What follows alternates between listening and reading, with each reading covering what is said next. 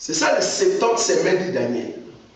Donc, Dieu va montrer maintenant à Daniel que ton peuple d'Israël, c'est après les 70 semaines que Israël sera libre. Maintenant, il va lui donner la vision. C'est là-bas. Donc, nous sommes... Le verset 23. La Bible dit, lorsque tu as commencé à prier, ça c'est Gabriel qui parle. Lorsque tu as commencé à prier, la parole est sortie et je viens pour te l'annoncer, car tu es un bien-aimé. Sois attentif et comprends la vision. Verset 24. 70 semaines, est-ce que vous voyez ça? 70 semaines ont été fixées sur ton peuple et sur ta ville sainte.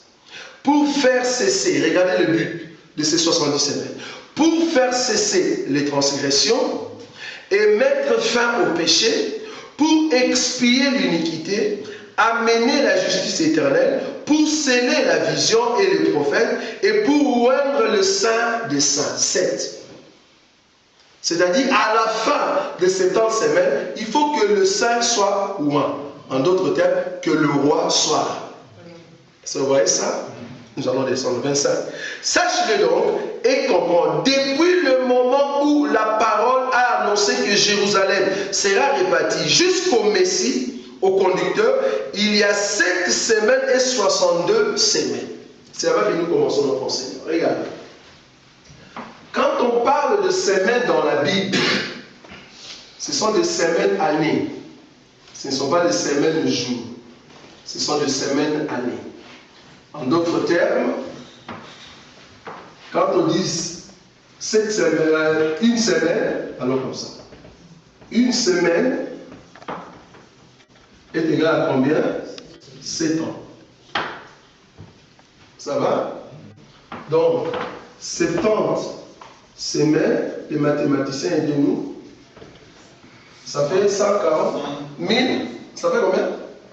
Aidez-nous, calculatrice. 140. 490. 490. Oui. Ça fait 400. Vous avez dit, vous êtes sûr? C'est ça? Voilà. Ok? Donc 70 semaines, c'est en fait 70 fois 7 qui nous donne ça. Et là, c'est fois 7. Ça va? Maintenant, lorsque je dis ceci, pardon? Je suis obligé de 70, c'est ça, ça va mourir quoi. C'est 70 semaines. Non, parce que 70, hein, parce que toi, là, tu as 70. Mais moi, je suis belge. Moi, je sais. 70. Mais heureusement que tu le vois au tableau. C'est vrai, hein? 70. Là, c'est 490. Je vais essayer. Ok. Donc 70 semaines. 70 semaines et 490. Ça va? Maintenant, remarquez. Ici, la Bible dit, l'ange est en train d'expliquer. Il dit ceci. Pour la vision, il y a d'abord le 7 et il y a le 62.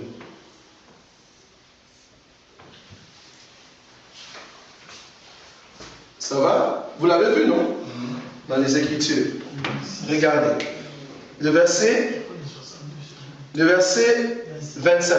Sache-le donc et comprends, depuis le moment où la parole a annoncé que Jérusalem sera rebâtie jusqu'au Messie, au conducteur, il y a 70 semaines et 62 semaines. En d'autres termes, Israël sera rebâti à partir d'ici, jusque-là, au total ça fait 69. Oui ou non? Parce que 7 et plus là, ça fait 69. L'ange dit qu'ici, il y aura les conducteurs qui doivent venir. Israël sera rebâti là-bas, et de là jusque là, ça fait 69. Donc, après 69, il faut qu'un conducteur, le Messie, la Bible dit le Messie. Ça va? Aidez-moi que je puisse enlever les calculs.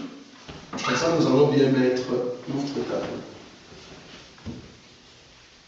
Donc, en d'autres termes, nous avons ces calendriers.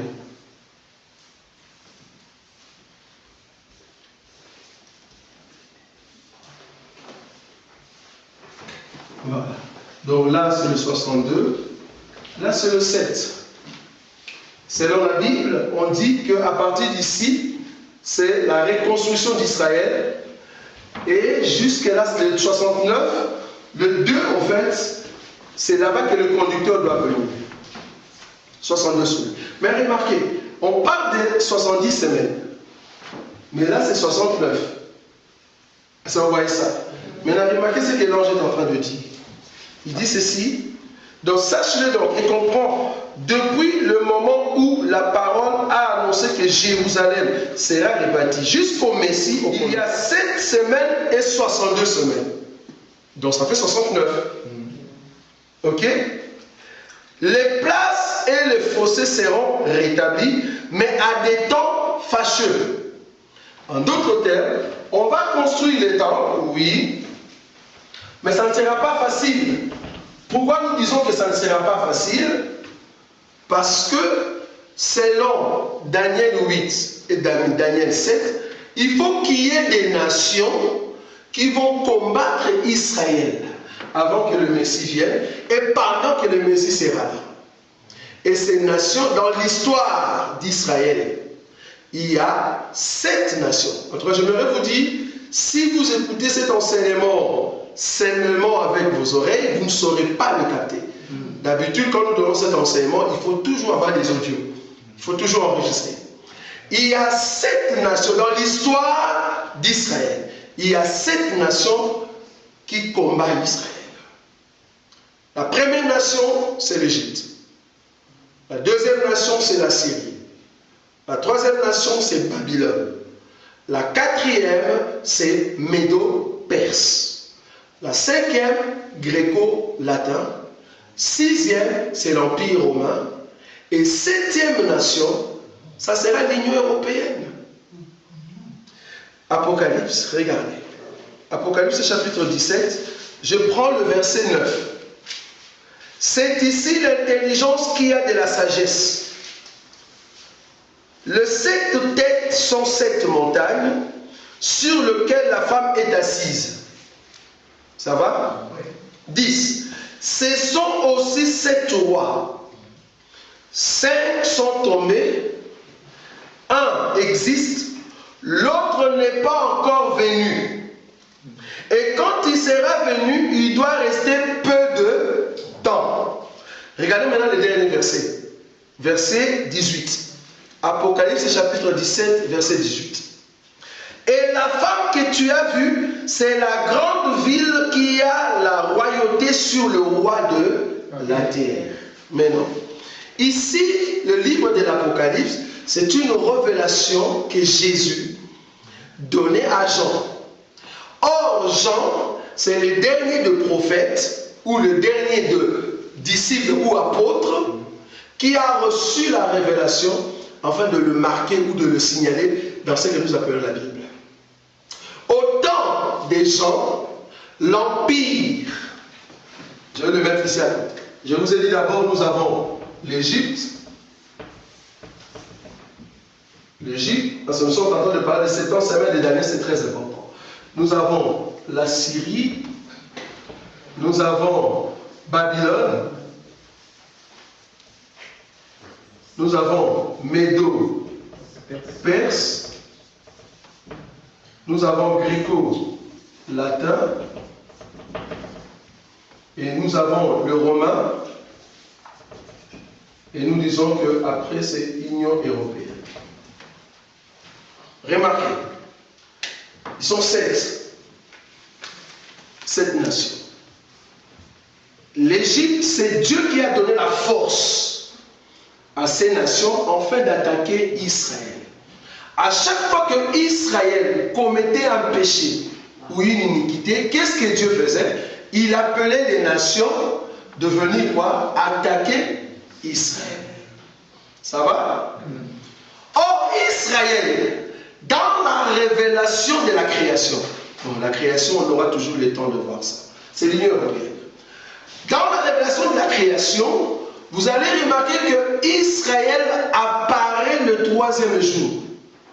Comment? Parce que Israël, c'est la partie sèche de la terre. Abraham a deux postérités. Postérité du ciel et la postérité de la terre. La postérité de la terre, c'est Israël Tel Aviv. Maintenant, cet Israël, dans la révélation de la création, c'était le troisième jour qu'il est sorti. Comment? Parce que le deuxième jour, bon, on n'a pas le temps de donner tous ces enseignements, mais nous allons flasher et nous allons revenir un jour. La Bible dit que le deuxième jour, Dieu dit que les eaux se séparent d'avec le eau. Vous voyez cet enseignement-là. La Bible dit que les eaux se séparent d'avec les eaux. C'est-à-dire, il y avait l'eau qui était sur la terre. Dieu voulait séparer les eaux. Et entre les eaux, Dieu a mis l'étendue. Permettez que j'enlève ça. Nous allons revenir. Parce que si je le veux trop vite, vous n'allez pas saisir cet enseignement de cette semaine de l'année. Le deuxième jour, Dieu dit, commençons le premier jour. Parce que Dieu a créé la terre et les hommes en 3 jours. Vous allez comprendre pourquoi. Dieu a créé en 3 jours. Regarde, j'écris ceci. Premier jour et 4e jour. Deuxième jour et 5e jour. 3e jour et 6e jour. Et puis nous avons le 7e jour. Remarquez. Le premier jour, la Bible dit, Dieu dit que la lumière soit et la lumière fut. La lumière quitte Dieu, la lumière vient dans les ténèbres. Or, les ténèbres, c'est là-bas que se trouvait la terre, parce que la terre était sous l'eau. La terre était engloutie par la mer. Vous voyez ça? Qu'est-ce que Dieu recherchait? Il était en train de chercher l'homme du 6e jour. Mais pour commencer à le chercher, il commence par la lumière. La lumière vient d'abord dans les ténèbres. Cette lumière qui quitte auprès de Dieu et qui vient dans les ténèbres n'est rien d'autre que notre Seigneur Jésus qui vient dans les mondes, là où il y a la mer que nous appelons le peuple romain. Parce que la mer, c'est le peuple, les nations et le foule. Donc la mer qui couvrait la terre, c'était des nations qui étaient en train de contrôler la terre. Maintenant, il fallait qu'une lumière vienne, parce que ce peuple-là était dans les ténèbres. Il fallait qu'une lumière vienne de Dieu. Cette lumière qui est venue et qui est entrée dans l'eau, c'est notre Seigneur Jésus. Parce qu'il a dit, je suis la lumière du monde. Donc Jésus est la lumière. En d'autres termes, la lumière qui quitte Dieu, qui vient dans la terre, c'est aussi la parole. Au commencement était la parole était avec Dieu, elle était au commencement avec Dieu. Toutes choses ont été faites par elle, et rien de ce qui existe n'a été fait sans elle. En elle, il y avait la vie, et la vie était quoi? La lumière du monde. Ah, donc, le premier jour, cette lumière n'est rien d'autre que la parole. Donc, quand Dieu dit que la lumière soit, en d'autres termes, Dieu a envoyé la parole sur la terre. Donc, c'est Jésus qui vient. Maintenant, remarquez le 4e jour. La Bible dit, regardez dans vos Bibles, je crois les versets 10 ou 11, la Bible dit qu'au 4e jour, Dieu dit qu'il y ait de luminaire dans les cieux pour briller et diriger quoi? La terre. En d'autres termes, la lumière du premier jour, Dieu lui donne un corps. Vous voyez ça? Parce que la lumière du premier jour n'avait pas un corps, il y avait juste l'éclairage. Maintenant, au 4e jour, Dieu donne à cette lumière un corps. En d'autres termes, le premier jour, on parle de la lumière qui vient. Et le 4e jour, cette lumière a un corps. Vous voyez ça? Dans le premier jour et le 4e jour, c'est la même chose. Parce qu'on parle de la lumière. La lumière qui est venue, le 4e jour, avec un corps. Je dis ici, la lumière. Voilà. Le 2e jour, c'est là-bas que je veux en venir. Le 2e jour, la Bible dit qu'il y ait des séparations entre les eaux d'avec les eaux. En d'autres termes, il y avait l'eau, remarquez, il y avait les eaux. Dieu dit de séparer ces eaux. Comment il a séparé? Il a mis ce que nous appelons l'étendue, et lui-même il a appelé l'étendue ciel, et il dit qu'il y ait des eaux au-dessus. Ça aussi, c'est les eaux. Ça se trouve dans la Bible. Le deuxième jour, Dieu a séparé les eaux d'avec les eaux. Mais comment il a séparé? C'est facile. Parce que nous avons la lumière du premier jour. Qu'est-ce qu'on a appris à l'école? Si tu prends une marmite, tu le poses sur le feu et que tu mets le feu, l'eau qui est à l'intérieur, il y aura une partie d'eau qui vont faire comment? Qui vont monter. Donc, de l'état liquide à l'état gazeux, il y a une partie d'eau qui monte. Est-ce que vous voyez ça? Donc, qu'est-ce que Dieu va faire au deuxième jour? Il va envoyer la lumière. La lumière va frapper au fait de l'eau qui est là. Et cette eau va bouillonner. L'eau va changer les corps. L'eau qui était en liquide devient gazeuse. C'est une partie d'eau qui monte. Est-ce que vous voyez ça? Donc c'était une partie d'eau qui était là et qui est montée. Remarquez, le premier jour, la lumière vient. Il entre dans les ténèbres. Nous avons dit que c'est Jésus qui est venu en fait d'annoncer la parole. Suivez-moi très bien. Il est venu annoncer la parole dans l'eau. Maintenant, il est rentré. Le deuxième jour, la lumière a frappé les eaux. Or, les eaux, en d'autres termes, Dieu a envoyé la lumière qui est la parole. La parole a transformé un peuple. Vous voyez ça? La parole a transformé un peuple, pas tout le monde. Une partie du peuple. Et ce peuple-là n'ont plus le corps liquide. Ils ont maintenant un corps gazeux. Et ils doivent monter sous forme de vapeur pour aller au ciel. C'est l'enlèvement. Ça, vous avez vu ça? Donc Jésus est venu d'abord comme lumière. La lumière va frapper l'eau, c'est-à-dire la lumière c'est la parole. Tu reçois la parole, Jésus te transforme, tu n'es plus l'eau liquide, tu deviens maintenant l'eau gazeuse, et c'est comme ça que tu iras en enlèvement. Ce n'est pas tout le monde qui va aller en enlèvement. Pour aller en enlèvement, il faut accepter la lumière. Et si tu ne reçois pas la lumière, tu comprends? Si tu ne reçois pas la lumière, tu ne seras pas transformé. Pour aller au ciel, il faut accepter la lumière et la lumière va te transformer du corps liquide au corps gazeux et c'est comme ça que tu vas monter. J'ai été étonné de voir un homme qui a dit lors de l'enlèvement, je vais te prendre dans les pantalons. Mais ce n'est pas juste parce que l'eau liquide ne peut pas monter parce que c'est lourd. C'est parce que tu es rempli de péché. Il faut que le feu te transforme. La parole. Et c'est comme ça que tu vas monter. Donc, le deuxième jour nous parle de l'enlèvement. Donc Dieu était en train déjà de nous montrer tous les temps dans la création. Donc il faut que Jésus vienne, lui qui est la lumière, lui qui est le soleil. Est-ce que vous voyez? Il vient pour frapper l'eau par la lumière. En fait, qu'un peuple au deuxième reçoive cette lumière et monter en l'enlèvement. Remarquez le cinquième jour. Le cinquième jour, qu'est-ce que dit la Bible? Dieu a créé quoi? Les oiseaux et les animaux. Or, les oiseaux, ce sont des animaux qui volent. C'est ça l'eau au-dessus. Et les animaux qui restent à l'aiguillon, c'est l'eau en bas. Est-ce que vous voyez ça? Les oiseaux peuvent être ici, mais si tu fais un mouvement, les oiseaux font quoi? Quand ils volent, c'est ça l'enlèvement. Donc, quand nous voyons un oiseau voler, Dieu est en train de nous dire, vous tous qui êtes sur terre, tout le monde ne peut pas voler, c'est seulement des oiseaux. C'est pour cela que nous sommes des oiseaux.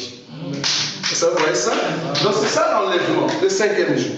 Donc le cinquième jour nous parle de l'enlèvement. Deuxième jour, cinquième jour, nous parle de l'enlèvement. Maintenant, remarquez, quand je dis deuxième jour, le cinquième jour nous parle de l'enlèvement, nous sommes en train de dire que l'enlèvement ici, ce n'est pas pour Israël. Ça sera pour ceux qui ont accepté la lumière. Or, la lumière est venue chez le ciel et les ciels ne l'ont pas reçu. À tous ceux qui l'ont reçu, il leur a donné le pouvoir de devenir enfants. Donc, si tu reçois, tu as le pouvoir de monter. Or, Israël a refusé. En d'autres termes, pour monter, il faut avoir le Fils. Oui, donc si tu as la lumière, c'est comme ça que tu auras la possibilité de monter. Quand la Bible dit personne ne peut venir au Père s'il passe par moi, mais c'est qui le Fils? Personne ne peut monter là-bas s'il n'est pas transformé.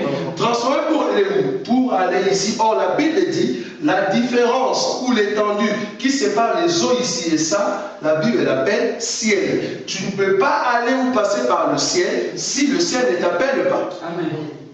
C'est la séparation entre cette eau et là-bas. Or, la Bible dit, Jacob, il dormait, il a vu l'escalier. L'escalier était dans le ciel et l'escalier était sur terre. La Bible dit que les anges montaient et descendaient. J'aime ça. Les anges montaient.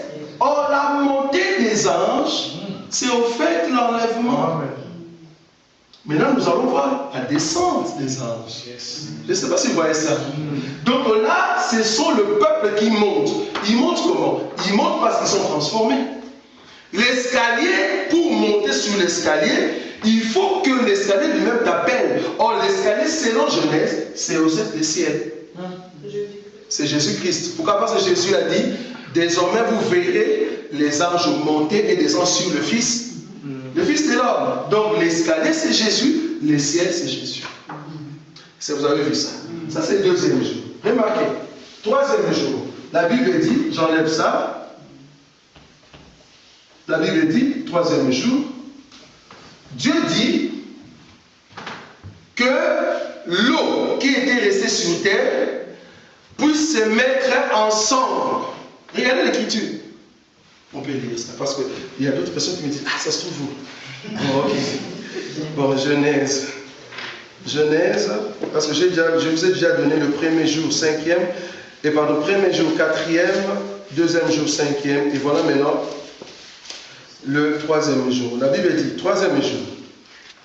Genèse chapitre 1er, verset 9. La Bible dit, Dieu dit que les eaux qui sont au-dessous du ciel se rassemblent en un seul lieu et que le sec paraisse. Et cela fut ainsi. Est-ce que vous voyez ça?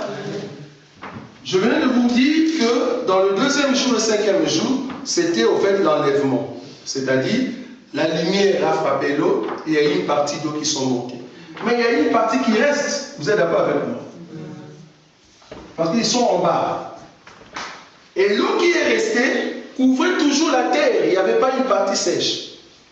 C'est tout couvrait la terre. Maintenant, au troisième jour, qu'est-ce que Dieu dit? Dieu dit, ok, l'eau, toi qui es sur terre, qu'est-ce qu'il faut faire?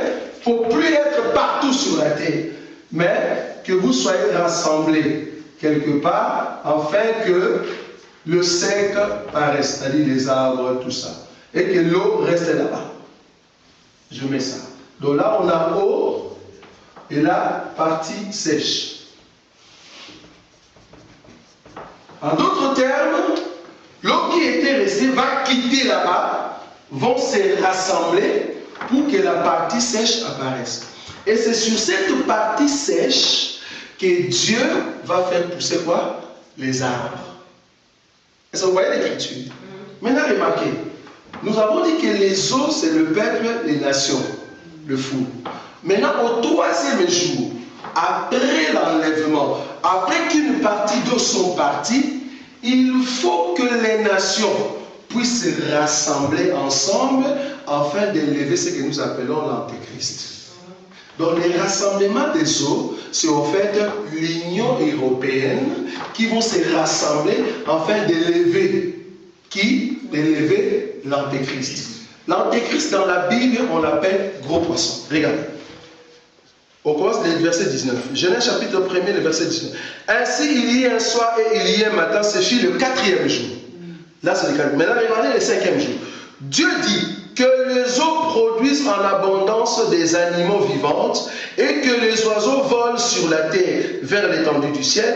Dieu créa les grands poissons. Est-ce que vous voyez ça? Dieu créa les grands poissons et tous les animaux vivants qui s'émeuvent et que les eaux produisit en abondance selon leur espèce. Il créa aussi tout oiseau ailé selon son espèce. Dieu vit que cela était bon. Dieu dit, il est béni. Et puis ça, c'était le cinquième jour. Mais ici, Dieu créa les gros poissons. Les gros poissons, ce sont des poissons qui dirigent dans la mer. La mer, je vous ai dit, ce sont le peuple et les nations.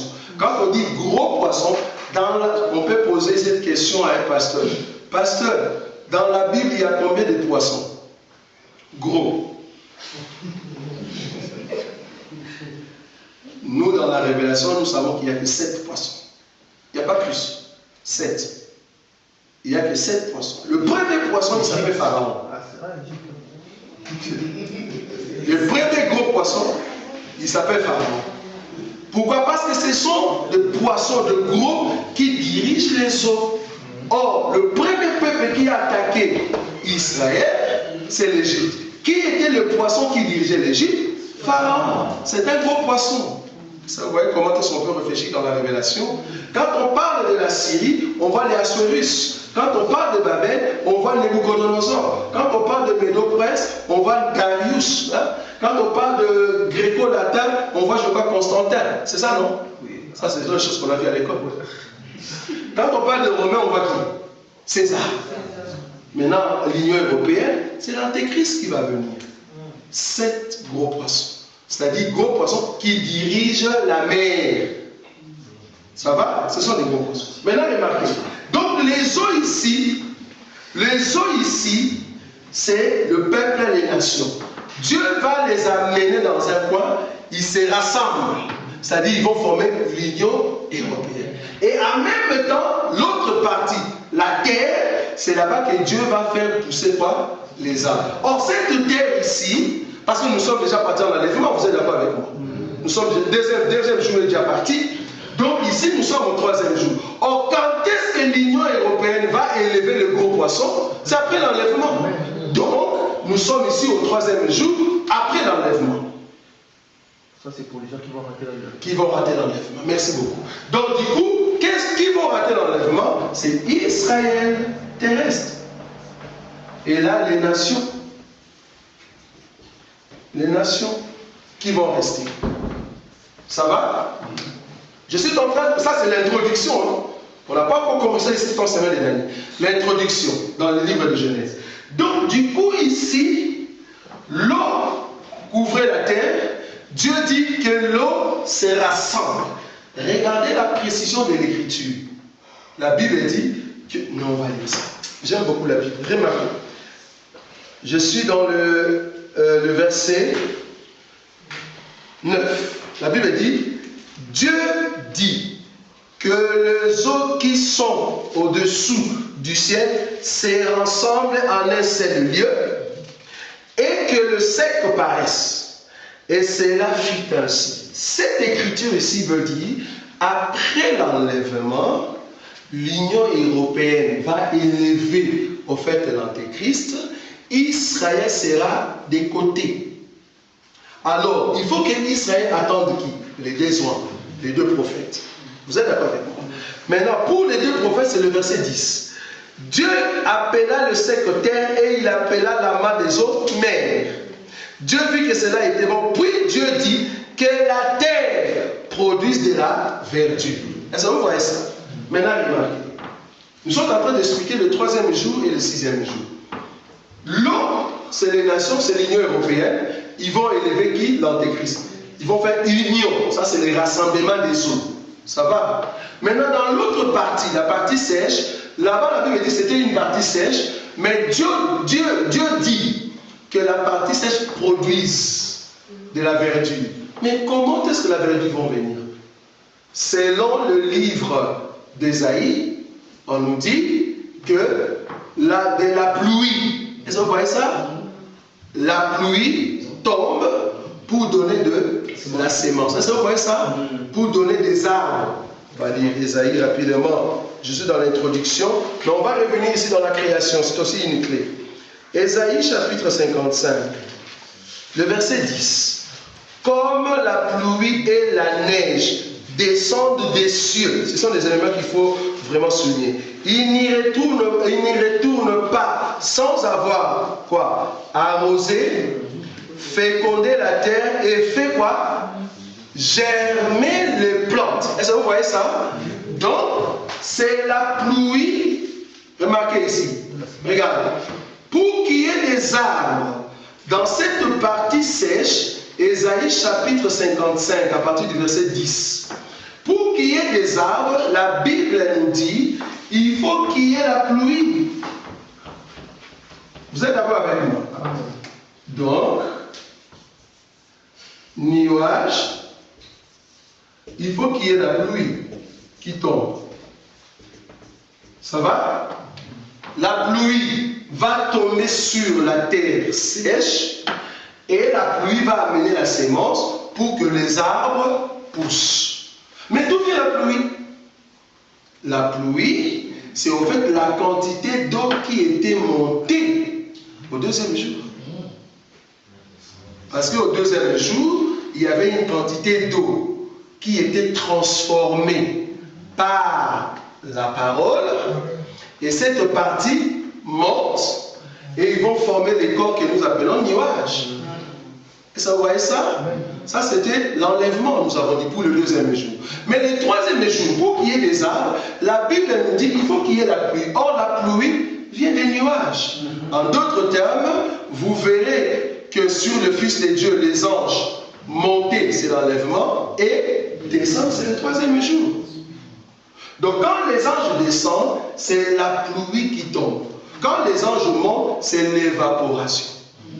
Évaporation, c'est l'enlèvement, mais la pluie, c'est la descente des anges.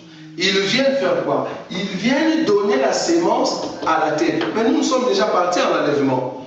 C'est quelle terre qui reçoit la sémence qui vient du ciel? C'est Israël. Vous voyez ça? Non, bien, je vais rester. Donc, nous voyons que Israël va recevoir la sémence. Mais qui vont amener cette sémence? C'est au fait le peuple qui était monté, et on va choisir parmi ces peuples les 2 prophètes qui vont venir. Et ça, vous voyez ça? Les 2 prophètes vont venir pour prêcher en Israël. Très important. Là, nous sommes en train de parler du 3e jour. Par rapport au 6e jour, comment est-ce que le 3e jour et le 6e jour sont ensemble? C'est en fait, Dieu dit, pour créer Adam. Adam, c'est un arbre, mais un arbre en forme humaine. Souvenez-vous de cet homme qu'on a touché les yeux. On lui dit, regarde, qu'est-ce que tu vois? Il dit, je vois les hommes comme des arbres. Ah, ok. D'abord, premier coup d'œil, ce sont des arbres. Quand il a lavé pour la 2e fois, il dit, ah non, je vois maintenant les hommes distinctement. Donc, le 3e jour, c'est en fait ne pas bien voir les hommes.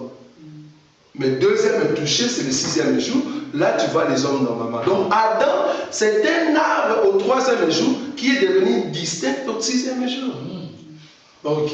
Donc, quand Dieu dit qu'il va créer l'homme, dans Genèse chapitre 2, la Bible dit, Dieu n'avait pas encore fait pleuvoir. Je suis en train de rappeler. On va voir tout ça. Maintenant, les anges qui descendent, au fait, la pluie qui descend, ce n'est pas toute la quantité qui a été montée. C'est une partie. Pourquoi? Parce que tu sais, parce qu'il faut expliquer la descente de la pluie. Or, la descente de la pluie, c'est la sémence qui vient sur terre. En d'autres termes, ils viennent pour prêcher. On n'a pas encore commencé les 7 semaines de Daniel. Remarquez, excusez. Je dis que les nuages ne sont pas encore formés. Les nuages seront formés quand nous allons monter en enlèvement. Quand nous allons monter en enlèvement, et Moïse et Élie, nous allons monter ensemble. Ne vois pas Élie les Tishibites. Non. Parce que si tu vois Élie les Tishibites, tu vas dire, bon, mais il est déjà monté. Comment il va encore descendre? Mais non, attends, Élie les Tishibites, il est monté sous forme de char. Parce qu'Élisée a dit, mon père char d'Israël. Ça va? Ça c'est Élie les Tishibites. Mais remarquez, Jésus quand il est venu, il a dit quoi? Il faut qu'Élie, pardon, Élie est déjà revenu. Il était revenu dans le corps de qui? Or Jean-Baptiste était mort. Donc Élie n'est plus rentré. Élie est encore sous la terre. Est-ce que tu le vois? Ah donc c'est Élie là-bas. Il est rentré, il est mort dans le corps de Jean-Baptiste, il n'est plus monté. Donc Élie est toujours là. Il attend l'enlèvement. Ça vous n'avez pas vu? Voilà. Donc Moïse et Élie, ils sont encore sous la terre. Ce n'est pas Élie les Tishibites, mais Élie Jean-Baptiste. Il est encore sous la terre.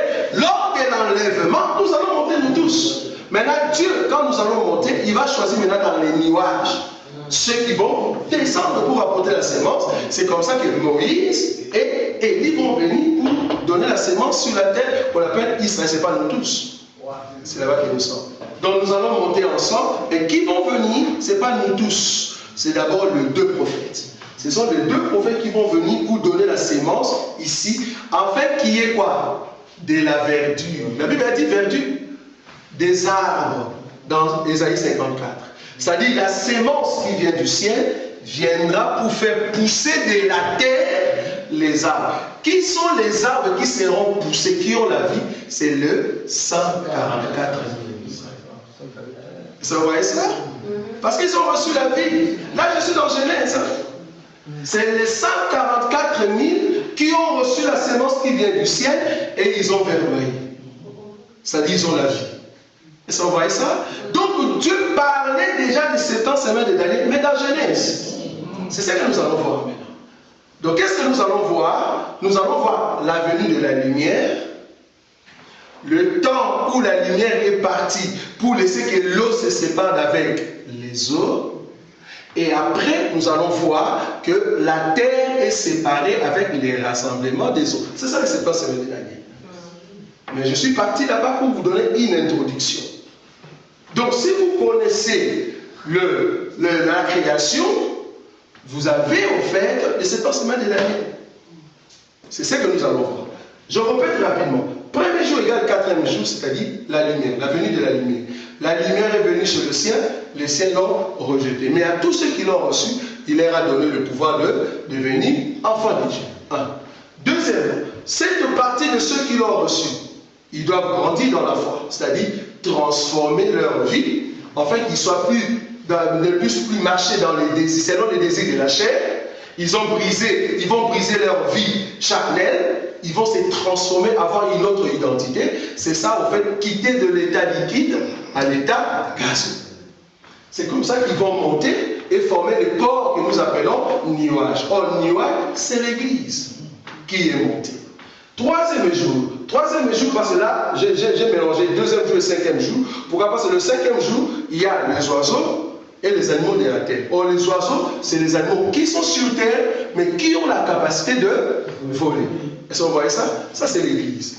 Troisième jour, c'est en fait la séparation des eaux qui se rassemblent et les arbres, la partie sèche. C'est en fait le sixième jour où Dieu va faire la différence entre l'homme et les animaux.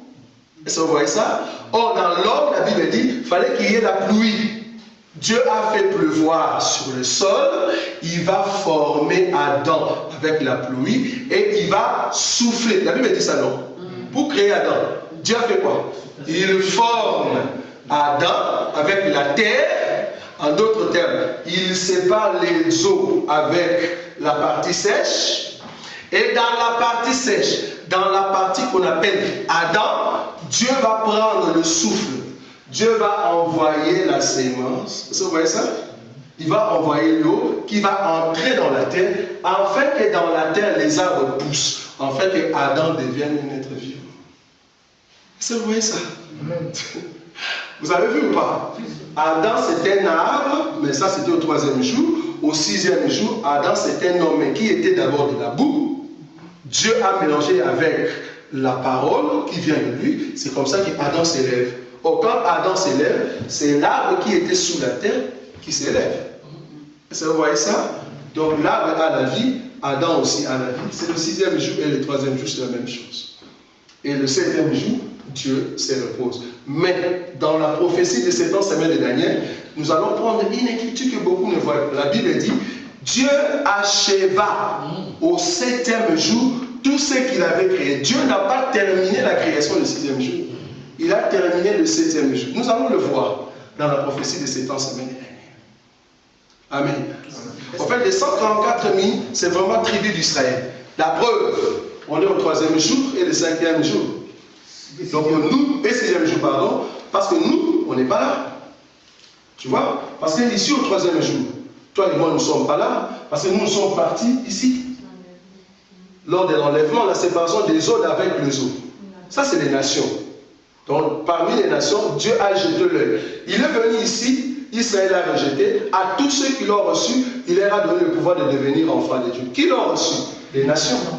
C'est parmi les nations. Or, dans les nations, il a donné sa parole. Ceux qui l'ont reçu, ils ont transformé leur vie. Ils ne sont plus liquides, ils sont devenus gazeux. C'est comme ça qu'ils sont montés en enlèvement. Maintenant, après cela, comme Dieu aime Israël, Romains chapitre 11, et tout Israël sera sauvé. Après, comme après l'enlèvement, maintenant Dieu va jeter un œil ici. C'est-à-dire, Dieu va rassembler d'abord les autres, et Israël va rester de l'autre côté. C'est comme ça qu'il va les sauver par le message des besoins. C'est-à-dire, qui vont recevoir ces messages? C'est les arbres, en d'autres termes, les 144 000. Mais nous le verrons ici.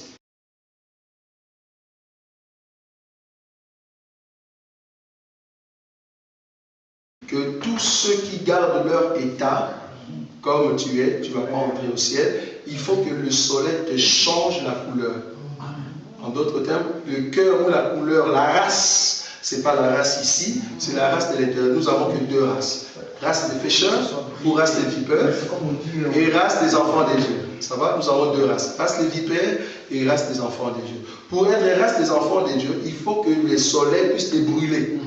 À l'intérieur, c'est comme ça que tu te transformes. Mais si tu te laisses comme étant vipère, c'est-à-dire la même couleur, tu ne peux pas rentrer au ciel. Voilà. Donc, cette femme, selon l'Écriture, c'était une femme qui était blanche.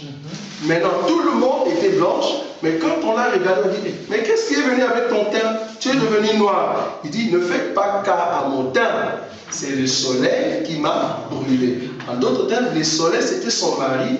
La femme s'est laissée sous le soleil. Et elle a changé son corps, et c'est comme ça qu'elle est soumise au soleil. Donc, le soleil va l'amener dans sa beauté. Parce que la parole, c'est la lumière. Tu te laisses, bronzage, c'est quoi? Je viens sous le soleil. Oh, le soleil, fais de moi ce que tu veux. C'est-à-dire, voilà, il faut être frappé par le soleil, par l'enseignement. Quand on te regarde, on voit, celui-là, c'est bronzé. En d'autres termes, il s'est laissé au soleil pour que le soleil le brûle. Donc, quand on voit un enfant de Dieu, on doit voir les actes d'un enfant de Dieu. Amen. C'est ça la signification du bronzage. Donc, c'est pour cela qu'on dit que Jésus est mort noir, en fait. Voilà, merci. Jésus mort à la croix avec la peau noire, c'est parce qu'il s'est laissé entre les mains du Père, et le Père, comme il est le feu, il a brûlé. Est-ce que vous voyez ça? Amen. Jésus étant l'agneau de Dieu qui ôte les péchés du monde. Amen. Quand on le met sur l'autel, il faut qu'il y ait du feu. Or, s'il y a du feu sur un corps sacrifié, il faut que le corps devienne comment? Noir. Donc Jésus étant l'agneau de Dieu qui ôte les péchés du monde, il est mort avec la peau noire. Donc tous les Africains vont aller au ciel.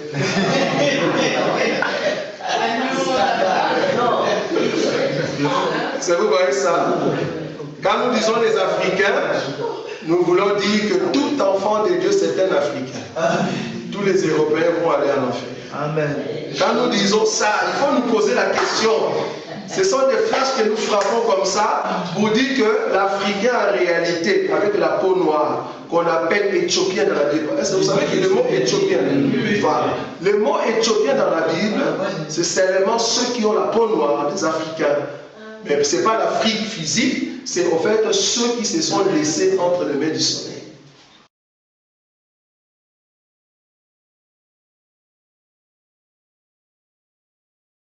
Au fait, quand nous parlons du voleur à la croix, Jésus lui dit, au fait, parce que le voleur a dit ceci, souviens-toi de moi quand tu viendras dans ton royaume. C'est ça ce que lui il demandait. Il dit, oh Jésus, je reconnais que tu es le roi, bien que moi aussi je vais mourir. Alors souviens-toi de moi quand tu viendras dans ton royaume.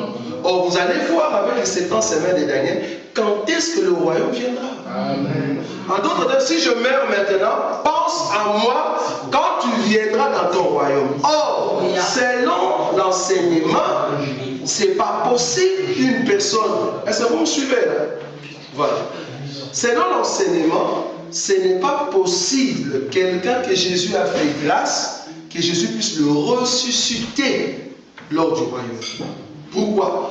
Parce que entre la mort de Jésus et le royaume de Jésus, il y a des temps à l'intérieur. C'est ce que nous allons voir avec les 7 semaines. Entre la mort de Jésus et le royaume, je dis des royaumes, des milléniums, il y a des temps à l'intérieur. Premier temps, c'est au fait la croix et la montée des eaux. Parce que je vous ai dit qu'ici la lumière vient, la lumière doit mourir parce que la lumière est entrée dans les ténèbres. Maintenant. Et puis il y aura maintenant la montée des eaux. Or, la montée des eaux, c'est quoi? C'est l'enlèvement. Donc il y a la croix. Bon, vous allez bien voir ça avec les 7 ans semaines de Daniel, parce que nous allons mettre la chronologie. Il y a la mort de Jésus et il y a les temps de la grâce. Après les temps de la grâce, or c'est quoi les temps de la grâce? C'est les temps où le soleil est en train de frapper l'eau pour que l'eau s'échange en vapeur. C'est ça les temps de la grâce. Les temps de la grâce, c'est quoi? C'est les temps où le peuple de Dieu qui écoute le son de la trompette puisse changer leur vie. Ça va? Le temps de la grâce, c'est quoi? Là, je commence à monter. Les temps de la grâce, c'est quoi? C'est les temps où Adam dort, on enlève la côte. Adam qui dort, c'est la mort. On enlève la côte et Dieu commence à créer qui? Ève. C'est le temps de la grâce. Maintenant, quand Ève sera complète, qu'est-ce que Dieu va faire? Il soulève Ève, la Bible dit, il l'amène vers Adam. Donc, lors de l'enlèvement, Dieu va amener un peuple vers le Seigneur qui sera dans les airs. C'est ça la rencontre, c'est ça l'enlèvement. En d'autres termes, le voleur a dit non. Souviens-toi de moi quand tu viendras dans ton royaume. Or, l'enlèvement, ce n'est pas encore le royaume. L'enlèvement, c'est juste la fête des noces. C'est-à-dire, l'homme vient attendre sa femme pour l'amener dans la maison de son père. Mais le royaume viendra après. Donc, si Jésus te fait grâce, ce n'est pas dans le royaume qu'il te fait grâce pour le moment. Il te fait grâce pour que tu viennes avec lui à la fête des noces. Or, Dieu n'a que 3 temps. Il est le même. Hier, aujourd'hui et pour toujours. Il n'a que 3 temps. Dites à Hérode, je travaille aujourd'hui, demain et après-demain je m'en irai. 3 temps. Les temps d'hier, c'est les temps où Dieu a travaillé avec Israël. Les temps d'aujourd'hui, les aujourd'hui de Dieu commencent à partir de la croix jusqu'à l'enlèvement. Après l'enlèvement, vient éternellement le lendemain. C'est-à-dire, Dieu va se souvenir d'Israël. D'abord, hier, il était avec Israël, et le lendemain, il va rentrer en Israël, mais au milieu, il est maintenant avec les nations. Il est le même hier, aujourd'hui et pour toujours. Il est Alpha, Oméga, mais au milieu il est Emmanuel. Donc les aujourd'hui de Dieu, Dieu est avec nous, les aujourd'hui de Dieu, c'est le temps de la grâce. Donc quand Jésus a dit, aujourd'hui tu seras avec moi au paradis, il veut dire au temps de la grâce, tu vas entrer. Est-ce que tu vois ça? Ça dit au temps de la grâce, tu vas, au lieu que tu me demandes au royaume, non, moi je te fais grâce, tu vas entrer aujourd'hui. C'est-à-dire, lors de l'enlèvement, toi aussi voleur, tu vas partir. Au fait, le voleur, quand il a dit ton royaume, il voyait trop loin au royaume des milléniums. Mais Jésus lui dit, en vérité, je te dis aujourd'hui. Et aujourd'hui, ce n'est pas un vendredi. Parce que Jésus qui s'était arrêté mort à la croix, c'est un vendredi, non? Ce n'était pas le même vendredi. Sinon, jusqu'aujourd'hui, le voleur est au ciel. Il dit, ah, pourquoi j'avais demandé ça? Je suis seul ici, il n'y a personne. C'est ça la grâce. Donc il va entrer au ciel avec nous. Vous voyez? Donc si vous dites qu'il est au ciel, hein, on a vu même des gens qui sont devant la télé, ils disent, le voleur est entré au ciel. Ah, donc le voleur est entré au ciel, il n'y a personne au ciel. Et il y a d'autres qui sont partis très loin. Ah non, nous avons vu Molotte au ciel.